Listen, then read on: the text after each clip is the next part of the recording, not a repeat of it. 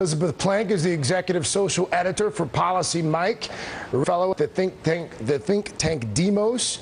Welcome to both of you. You sat with me during the president's speech there. Rich, let me start with you. This is, of course, part of an effort that's become somewhat customary for presidents here of late. Right after the State of the Union address, they hit the road. They take their message to the people of America, and that's what we're seeing President Obama do as he shakes the hands of some of the factory workers there at the GE plant in Waukesha. What'd you make of this speech? Well, Craig, that's exactly what he does, and the road is not Washington, and that's the point. He's fired up, he's ready to go, he's making a different case. The words I kept hearing are work, pay, i.e. work should pay, and that his economic policy isn't about charity, it's about making this country work for all of our benefit. And that was one of the wonderful takeaways I got from it, is that it's for everyone's benefit, that wages be better, that people be trained. And so he brought us all into his argument. And it was also interesting, Liz, to hear his tone, and it seemed as if he was off prompter when he was talking about his father-in-law, his late father-in-law, and talking about Michelle's mother as well, not being wealthy, being blue-collar workers, and not being overly concerned with, how much money other people had.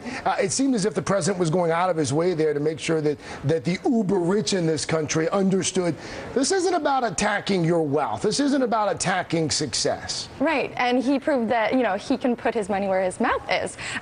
On Tuesday night, he said, let's give America a raise. During his speech today, he said, there are too many people out of work. We need to put them to work, and that's exactly what his federal training program is doing. It's not a coincidence that he went to this plant. It is not a coincidence that he went to this state. This was he basically planted a strategic flag that really in Scott Walker's backyard, and to really show where he stands on union rights, where he stands on jobs. And I didn't get to. The president cut me off when I was making my point. This is Waukesha, Wisconsin. A lot of folks may not know this. Since 1980, Waukesha, Wisconsin has voted for the Republican on a presidential ballot. This is not just a Republican stronghold. This is arguably the strongest of strongholds for the GOP in that state. Paul Ryan stayed as well. Paul Ryan telling our Chuck Todd yesterday specifically why it was that he was not in favor of the minimum wage. We heard the president there talk about, once again, raising the minimum wage in this country, mentioning a bill that is going to be introduced in Congress. You would think that this is an issue, Rich, that raising the minimum wage would be an issue, because we've all seen the polling. We know that it polls well. Democrats and Republicans have both said this is something that they support. Why is this not a given? Why aren't lawmakers in D.C. clamoring to raise the minimum wage ahead of the midterms?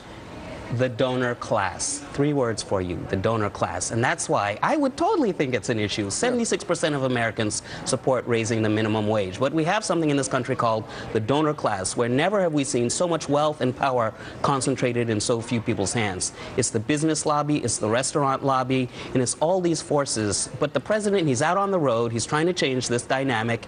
But I should also point out, it is Paul Ryan country, it's Scott Walker country, but it's also Tammy Baldwin country, and it's Robert La Follette. So Wisconsin has a long progressive tradition, and so it's a mixed bag there. One of the few purple states left in America. Yeah. All right, Liz Plank, Rich Benjamin. A big thanks to both of you. Hope you'll come back at some point when we have a little bit more time. Thanks for watching the speech with me. That is going